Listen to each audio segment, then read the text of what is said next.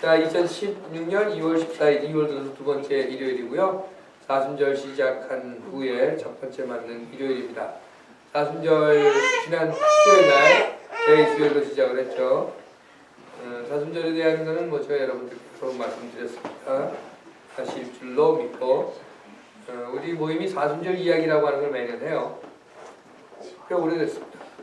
오랫동안 그 사순절 이야기를 했었는데 그 전에는 어떻게 했는가는 이 일축제를 만들어서 며칠날은 누가 하고 며칠날은 누가 하고 일정을 짜서 드리기도 하고 그랬었는데요. 작년부터는 그 담당자를 없앴습니다. 그냥 하시고 싶은 분들은 가서 올리십시오 이렇게 했어요.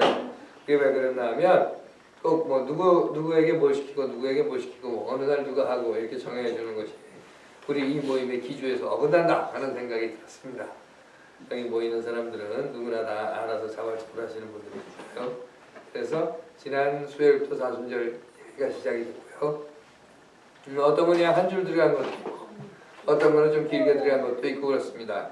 여러분들이 뭐 신변 잡기를 쓰셔도 되고요. 쓰시고 싶은 분들 그래서 어디에 올려 있는가 교회 홈페이지에 있습니다. 그래서 써서 그냥 올리시면 됩니다. 혹시 교회 홈페이지에 올리는데 잘 안 올라간다 그러면 저한테 이메일 보내주시면 제가 대신 올려드릴 수 있고요. 금년은 이스터가 굉장히 빨라요. 그래서 3월 27일입니다. 그러다 보니까 사순절도 일찍 있습니다. 자, 날이 아주 제대로 추웠어요. 오늘 새벽이 뭐 마이너스 34도 뭐 이렇다고 그러죠. 페런하이트로 엄청나게 추운 그런 날이었는데 내일은 월요일 프레지던트 데이라고 놀고 화요일도 놉니다.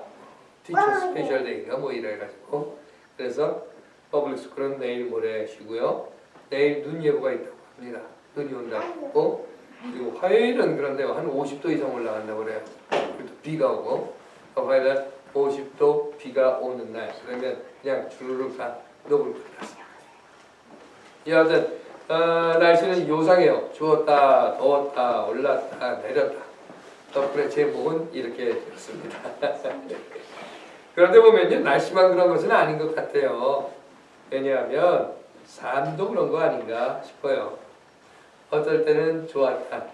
어떨 때는 나빴다. 또 어떨 때는 기뻤다가 어떨 때는 슬펐다가 어떨 때는 살겠다 그랬다. 어떨 때는 못 살겠다 죽겠다 이랬다가 하는 그런 간격이 있는 것 같습니다.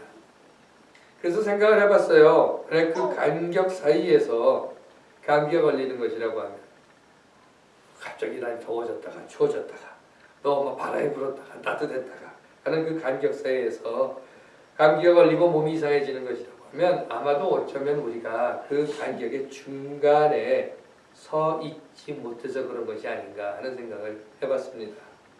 이런 거죠. 날이 더워지면 옷을 확 벗는 거예요.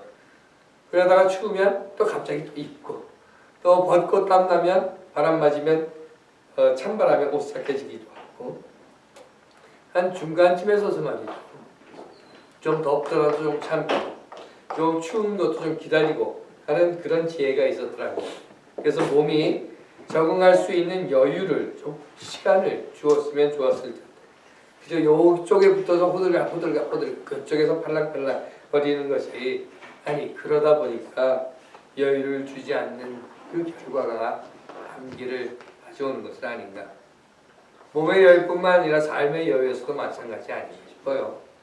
삶의 여유에서도 그 중간에 여유를 두지 않고 그래서 가운데 완충 역할을 할 만한 공간을 남겨두지 않는다고 하면 결국 이쪽에서 부딪히고 저쪽에서 터지고 여기서 깨지고 이쪽에서 쓰러지고 하는 그런 일은 있지 않을까 하는 생각을 해봅니다. 자녀를 기르시는 분들은 다 그거 이해하실 거예요.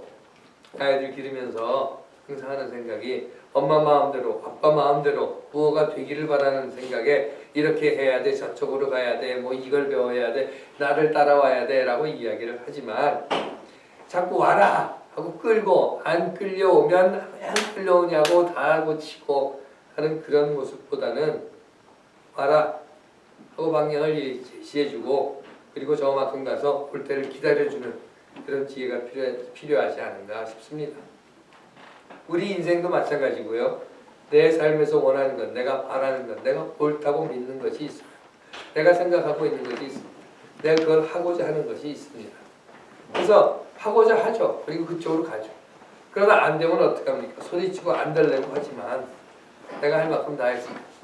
어느 정도 내가 해야 할 것들이 다 되었다라고 생각하면 그때는 안 된다 하더라도 그래 하는 그 기다림의 여유 이런 것들이 우리 삶에 필요하지는 않나 하는 생각을 해봤습니다.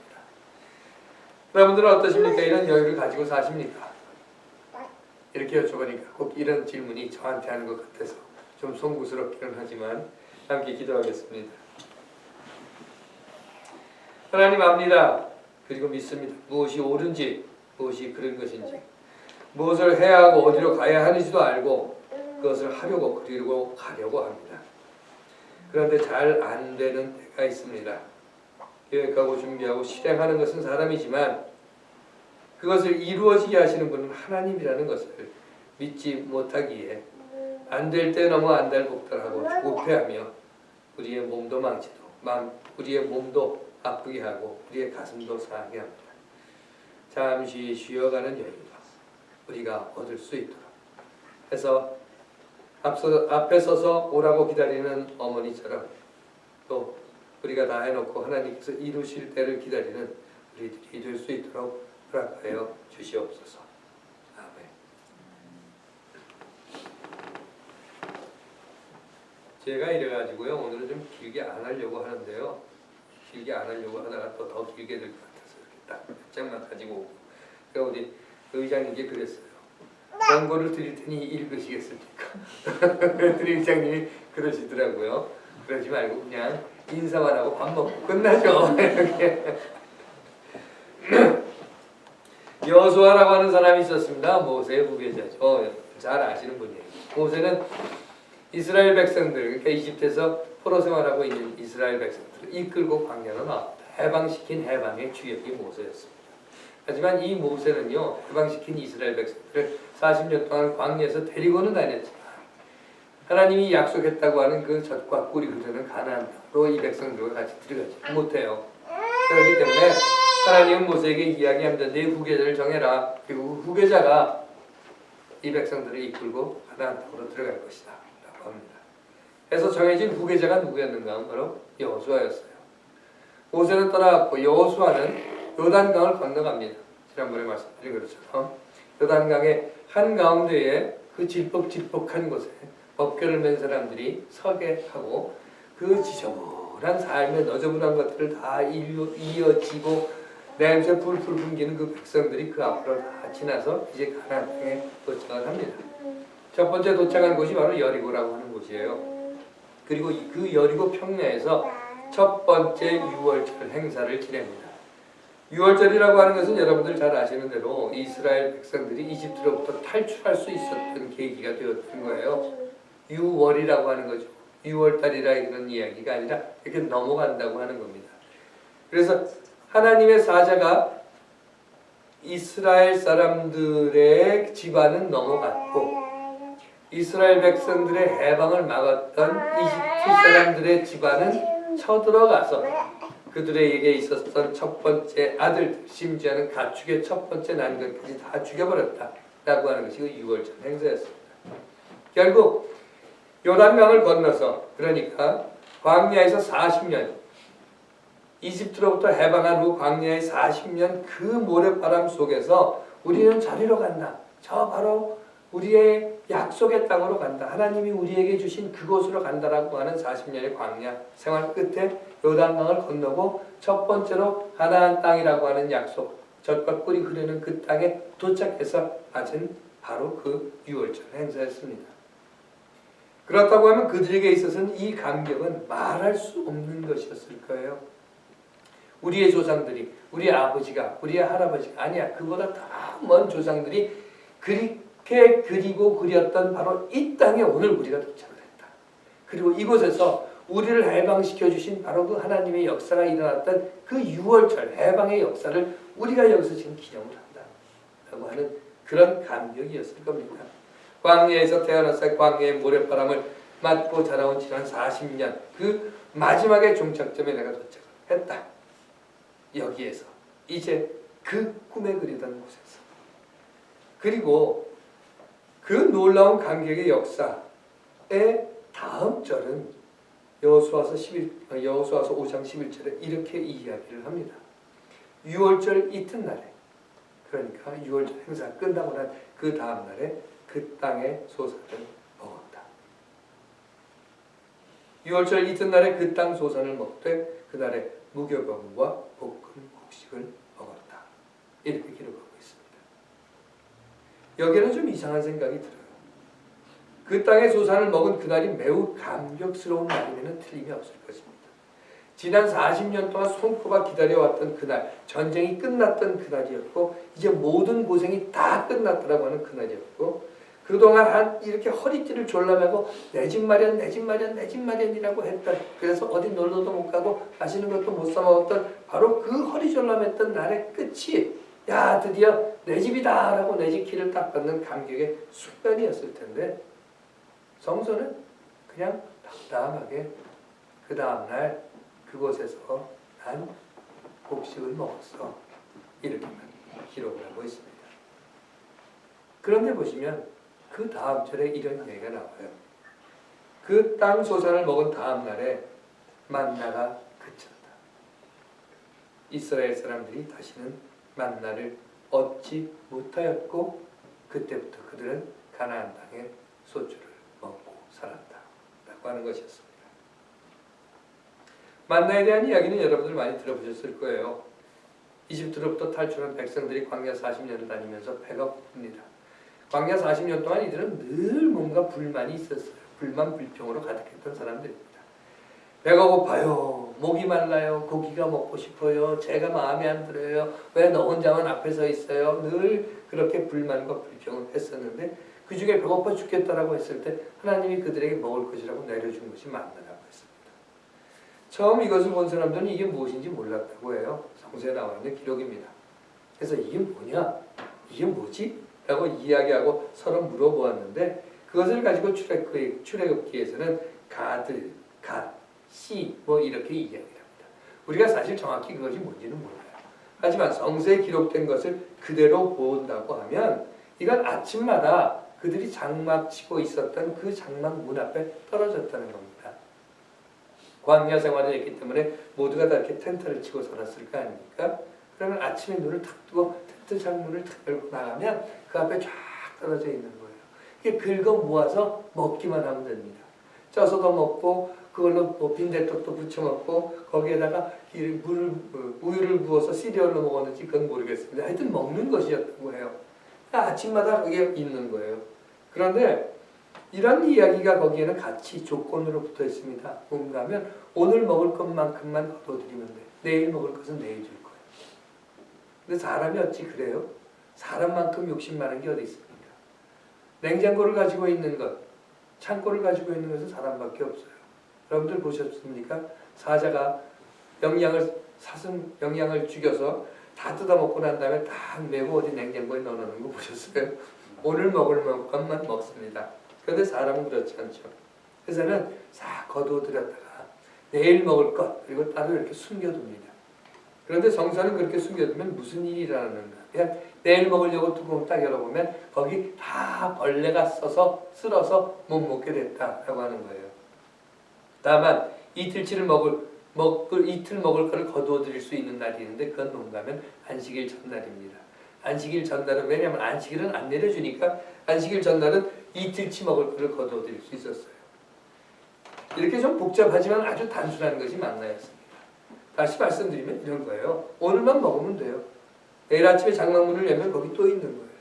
얼마나 좋습니까? 먹을 것 전혀 걱정 안 하고 살았던 거죠. 그런데 성서는 이렇게 이야기하는 겁니다. 가나안 땅에 들어간 그 순간 6월절 행사를 여리고 광야에서 지냈고 그곳에서 먹은 그곳에서 난 것으로 그곳에서 난 곡식으로 음식을 먹고 난 다음 날부터 만나는 더 이상 내리지 않았다. 먹지 않고 살 수 있다고 하면 걱정이 없을 겁니다. 내일 아침에 뭐 먹지? 이런 걱정 여러분들 해보셨습니까? 내일 아침엔 뭘 먹일까? 물론 여러 가지 이렇게 음식 재료가 있는데 내일 아침에는 고기를 먹일까? 계란을 먹일까? 뭐 생선을 먹일까? 이렇게 걱정을 하시는 건 좋은 걱정일 거예요. 그런데 냉장고 문을 열어봤는데 아무것도 없어요. 오로지 있는 거라면 그것은 계란 하나와 요만한 조그만 우유 한 통밖에 없습니다. 그러면 어떤 생각이 드십니까? 내일 아침에 뭘 먹을까라고 하는 것이 가슴에 와닿습니다. 지금까지 이 이스라엘 백성들은요, 내일 아침에 뭘 먹을까 하는 걱정이 없었어요. 장 먹는다. 열면 항상 그곳에 먹을 것이 있었습니다. 그런데 가나안 땅에, 그 약속의 땅에 조상 대대로부터 그렇게 꿈에 그리던 그 땅에, 젖과 꿀이 흐르는 나는 그 땅에, 하나님이 우리에게 주셨다고 하는 그 땅에 도착하는 그 순간부터 이들이 겪어야 했던 것은 내일 아침 뭘 먹지? 이것이었다는 겁니다.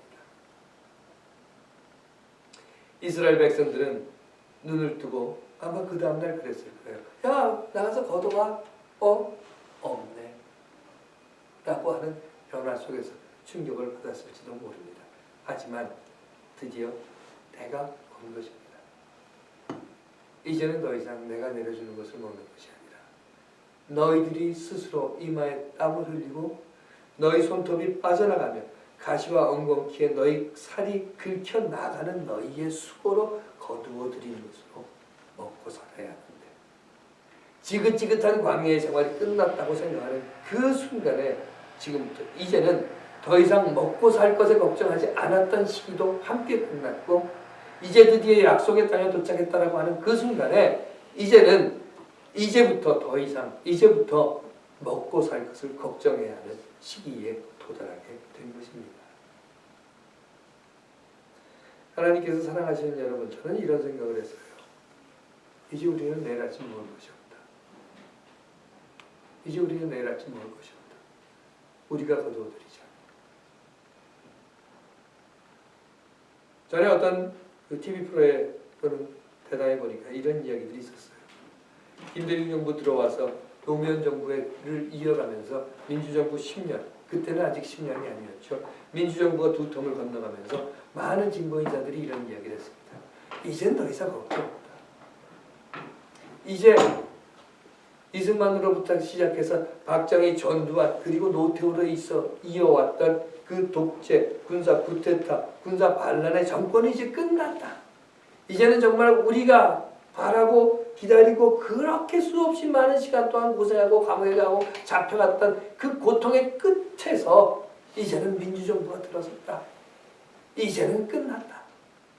이제는 약속의 땅에 도착했다. 이제는 적과 꿀이 흐르는 사회가 됐다. 이제는 사람이 사람답게 살 수 있는 세상을 만들었다. 라고 이야기를 했었습니다.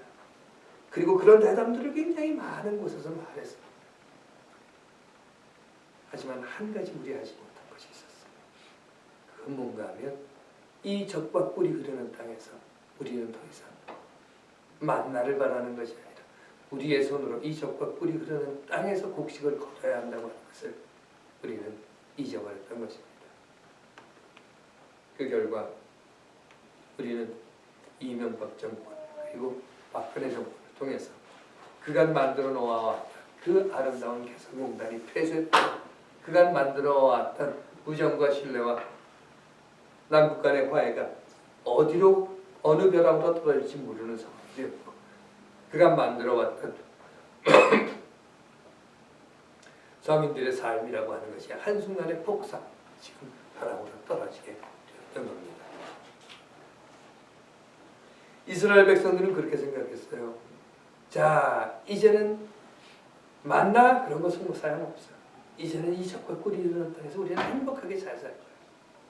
하지만 결국 이 이후에 가나안 땅에 들어간 이스라엘 백성들은 적과 꿀이 흐르는 땅에서 스스로 자신의 손으로 피땀 흘려 거둬들이지